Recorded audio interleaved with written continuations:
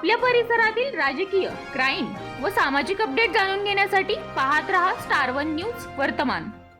चिमाई मळा येथील अंगणवाडी इमारतीचे डिजिटल अंगणवाडीमध्ये रूपांतर करण्याचे काम लवकरच सुरू होत आहे।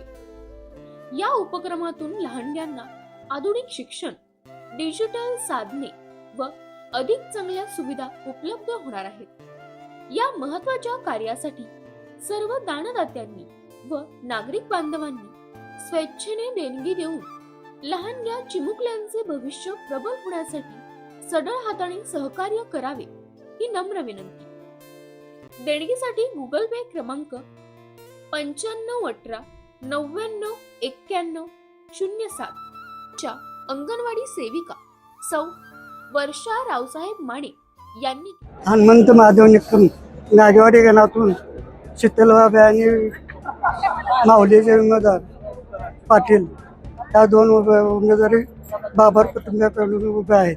आमच्या मतदारसंघातून आमचा नागेवाडी गण हा भाऊंचा पहिल्यापासून हुकमाचा गट आहे आणि बाबर कुटुंबियाने जेवढं आमच्या गटावर प्रेम केलं आहे तेवढं कधीच कुणी केलेलं नाही।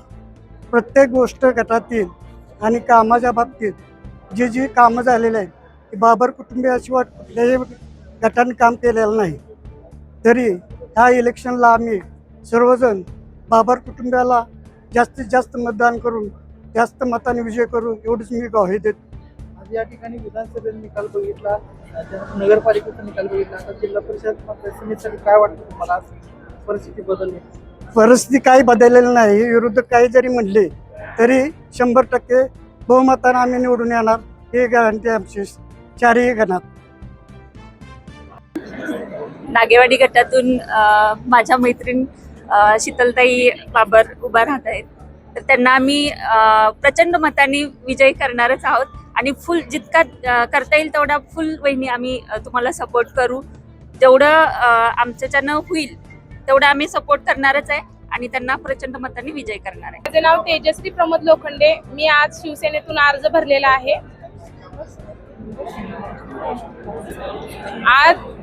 आज स्वर्गीय अनिल भाऊ बाबर यांच्या शिवसेनेतून आणि आमदार सुहास भैया बाबर यांच्या नेतृत्वाखाली आणि किंग मेकर अमोलदादांकडून मी हा अर्ज भरलेला आहे। पारे पंचायत समिती गटातून आमची मैत्रीण तेजश्री लोखंडे ही आता ही लढत लढत आहे। तरी सर्व महिलांचं तिला चांगला उत्स्फूर्त प्रतिसाद आहे आणि हे नेतृत्व ती खंबीरपणे पार पाडेल याची आम्हाला सगळ्यांना आशा आहे।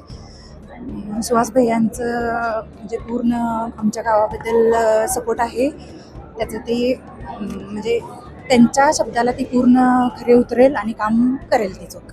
लेंगरे जिल्हा परिषद गटामधील पारे पंचायत समिती गणामधून सौ तेजश्री प्रमोद लोखंडे यांचा पंचायत समितीसाठी आज शिवसेनेतर्फे अर्ज दाखल केलेला आहे।